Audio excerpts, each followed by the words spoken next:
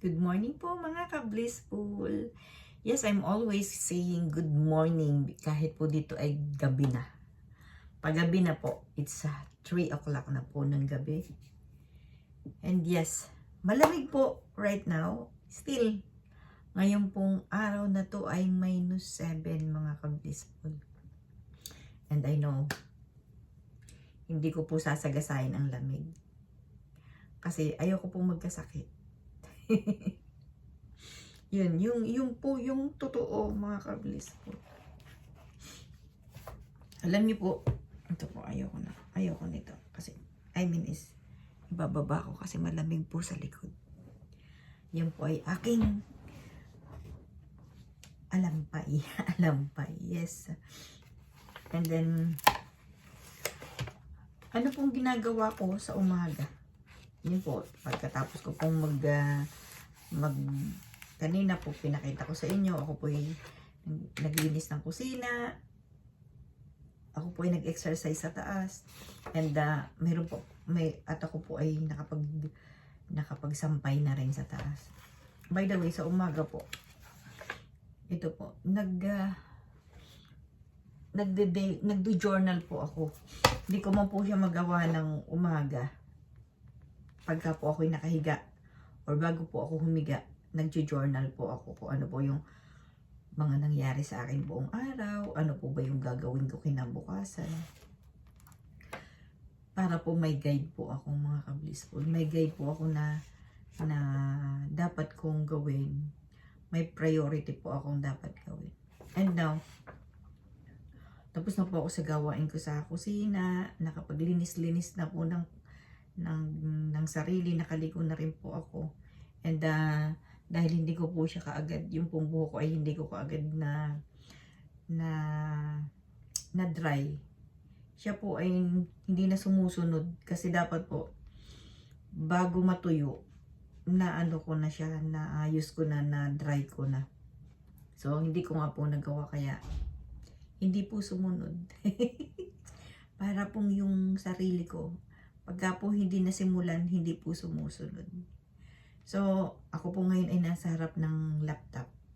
And ang pagkatapos ko pong kausapin kayo mga ka-blissful ay akin pong balikan yung pong aking araw-araw na ginagawa. And kasi po kung hindi ko po siya pinlano, kung wala po akong intention na gawin yun, hindi ko rin po siya masisimulan, di po ba?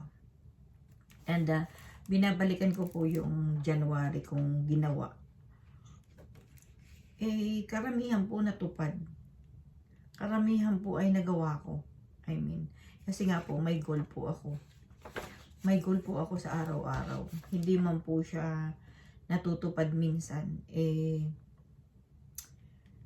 Hindi naman po sa isang linggo ay wala naman pong, kumbaga, hindi po nasisiro doon po sa aking mga isinulat at aking pong gustong gawin sa loob ng isang linggo.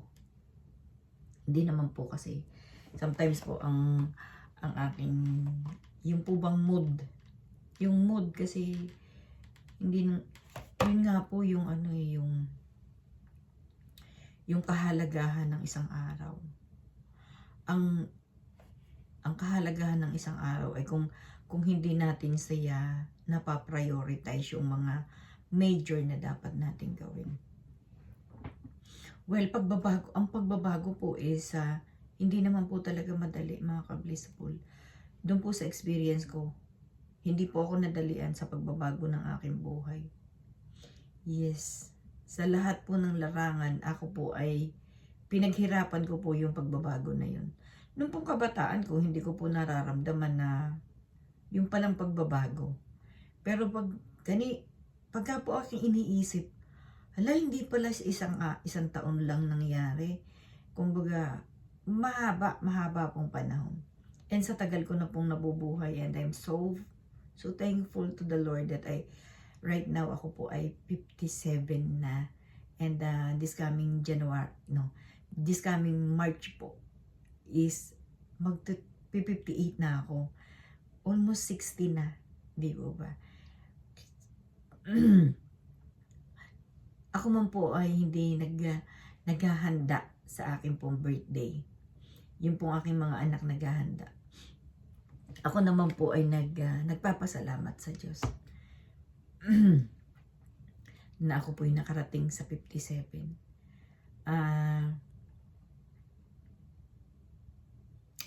Gusto ko po kasing may mangyari pa sa buhay ko na maiayos ko pa yung buhay ng aking mga anak. Although sila naman po ay gagawa din ng kanilang sariling buhay. Pero, tayo pong mga nanay, di po ba tayo mga nanay? Gusto po nating maging maayos din ang buhay ng ating mga anak na pag alis natin dito sa lupa may maayos din silang magiging buhay, di po ba?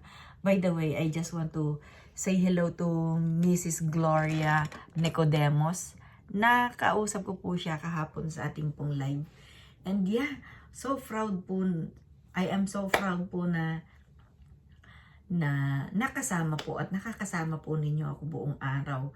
Kasi sabi po niya, sila daw pong mag-asawa ay nananahi. Nananahi daw po sila ng mga bag at saka wallet.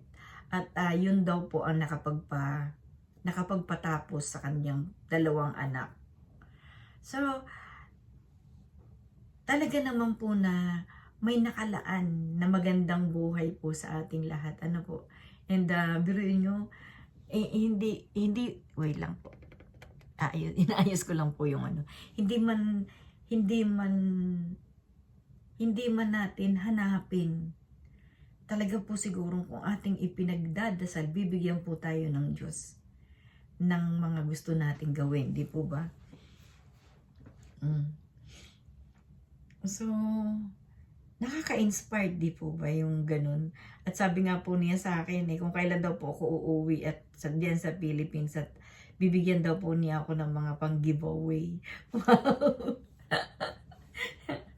Yeah, hiningi ko rin po ang kanyang contact or kung saan po namin siya makikita yung kanyang mga tinatahi or naiano naman po niya kasi gusto ko pong i-recommend sa akin pong mga kaibigan diyan na meron po akong mga kaibigan na nagtatrabaho po sila sa bangko, mga dentista po pero yung po ang napunta sa kanilang buhay yung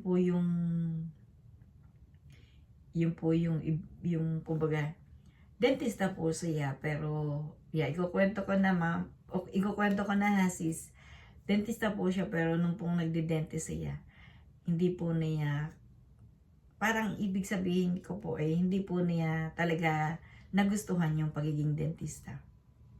So magkakaiba po ang buhay natin, di po? Magkakaiba ang ibinibigay, magkakaiba ang tinatahak na takbo ng buhay. And I believe na pag ginusto mo kung nasan ka na, pag minahal mo kung ano na yung binibigay sa iyo at ng Diyos, nagiging kalma ka, di ba? And yung kumbaga nagiging maayos yung pagtatrabaho mo kasi inaangkin mo na Inaangkin mo na. Gaya po nung ginagawa ko, inaangkin ko na po siya na magiging business ko in the future. Magtatagumpay din po ako sa tulong at awa ng Diyos. Sa gabay po niya. Okay? And magpalakasan. So, hindi ko po inaasahan kahapon na ako po ay magkaka-feelings na ako po ay mag-vlog. Is mag-live. Parang naramdaman ko po kasi, naiiyak tuloy ako. Naramdaman ko po kasi na kayo po yung sumbungan ko. Well, parang isinumbong ko po dun sa live ko na ganun po yung nangyari dun po sa chinek ko po kanina, tatlong short story ko po na yung po yung pinakamataas po yung mga views, yung po yung na unlisted. So, pwede ko pa rin po naman siyang i-repost at baguhin po yung music. Pero yes, hindi naman po yun ang magpapatigil sa akin para po mag-vlog. Hindi po yun. Yes, alam ko po na marami pang problema, Hinahasa pa ako ng Diyos dun sa mga ginagawa ko po ngayon. Alam ko po na yung iba po sa inyo ay hindi nakakapag-appreciate kung ano po yung ginagawa ko. And I'm so sorry, hindi ko po lahat mapiplease kayo mga ka-blissful. And malaya po ang iba na mapanood po yung gusto nila. Kung saan po kayo uunlad, kung saan po kayo mai-entertain, doon po kayo. Yes, malaya po tayo. Wala pong nagtatali sa atin, mga ka-blissful. Yes. So, napunta po dun sa wala pong pagtatali. Ano po, hindi po tayo kinakahon. Kailangan po nating maging broad yung pong ating isipan, yung pong ating pakiramdam. Kailangan po hindi tayo maging sensitive. Di po ba? Maging ganon. Kasi kung magiging sensitive tayo, ang dami nga pong tao sa mundo, di po ba? Di ba? Ang daming tao sa mundo. Kailangan nating mamili. Kailangan yung mga taong nakakausap natin araw-araw ay magpapa-positive dun sa ating nararamdaman. Hindi yung nagagalit ka, nanonood ka, nagagalit ka. Wag pong ganun. Sabi ko nga po, di po ba, maghilahan pataas. Maghilahan tayo sa pataas. Hindi, wag tayong maghilahan pababa. Di ba? Kasi, sabi po nila, napakaikli ng buhay. Para po sa akin, mahaba na po yung buhay na ibinigay sa akin ng Diyos. At I'm always praying and I'm so thankful, di po ba? Pero, gaya po ng nangyayari sa iba, suportahan po natin ang bawat isa. Kasi, nandun po yung kaligayahan, di po ba? Yung iniiwasan natin magkaroon tayo ng kaaway. Yeah, di ba? And, dun sa love na ibinigay po sa atin ng Diyos, yun yung ibinibigay palagi. Di po ba? And pagka naramdaman mong love, wala kang gagawing masama sa kapwa mo. Di po ba? So, love lang. Di ba? Well, yun po.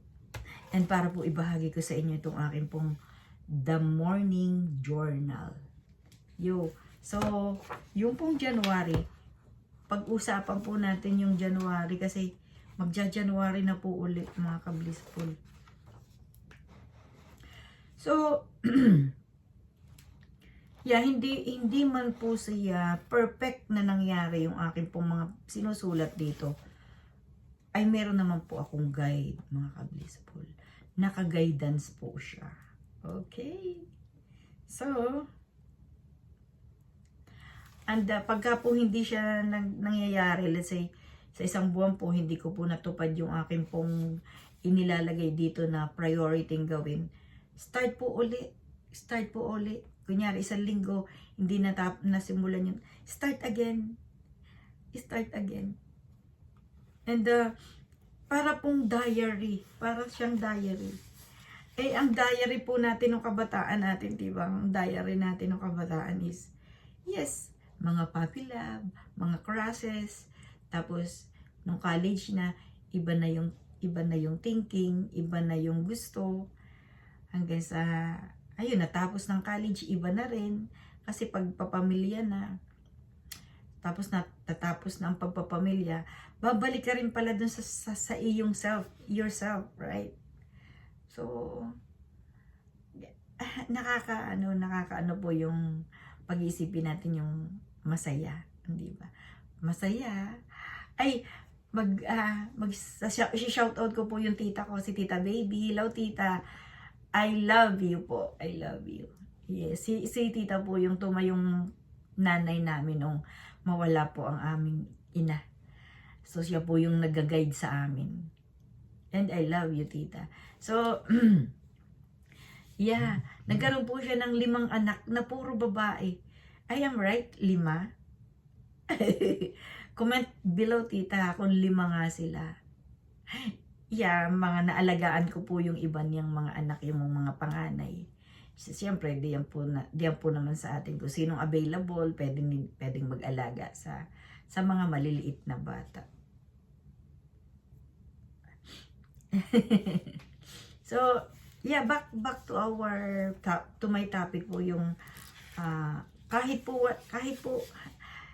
nakakabili po ako ng ganito kasi may motivation, di po ba? Namo-motivate po ako. Although hindi naman po siya araw-araw. Pero ang motivation po is ano siya isang kailangan para ka magtagumpay kung sa ano man yung iyong gustong mangyari. Pero hindi po siya, ang motivation po ay hindi yun lang ang kailangan mo para magtagumpay ka dun sa iyong mga kailangan gawin para dun sa iyong ginugusto at ginagawang business. Kasi yung pong ginagawa ay dapat ay may pag-ibig, yung gusto mo talaga yung ginagawa mo. And hindi tatagal yung ginagawa mo na yun at aayaw ka kung hindi yun para sa'yo. Naniniwala po ba kayo doon? Parang yung po yung yung kay Ma'am Gloria. Kasi sabi po niya, bata pa lang daw po siya, if I am not mistaken, sabi po niya ay 9 years old pa lang siya, marunong na siyang manahi. O, di ba? So, nag-start from the bata pa siya hanggang ngayon nakapagpatapos na siya ng 2 niyang anak. Wow! And yeah, sa tulungan, di po ba? Ang asawa ay nagtatagumpay pag nagtutulungan sila. Yun daw po, sila na daw po ang nagtatahi at sila na rin daw po ang nagpiprint kung ano yung ilalagay nila dun sa kanilang wallet at saka sana nga po, not sana, I am praying na magkita-kita po tayo, Ma'am Gloria, tayo po mga ka-blissful, darating po ang panahon, magkakaroon po tayo ng isang reunion, di ba? Yes.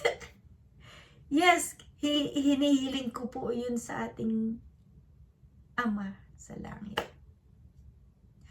At sa buhay na ibinigay po ni Jesus Christ sa ating buhay. Ibinigay po ng Diyos sa atin. Well, sometimes po hindi ko pa po masyadong mai-express, pero I'm trying to. Kasi yun po ang kailangan natin. Yun po ang kailangan ko, my Lord. So, yes. Ano pa bang pwede kong pagsabihin dito? And gusto ko nga po uling kayong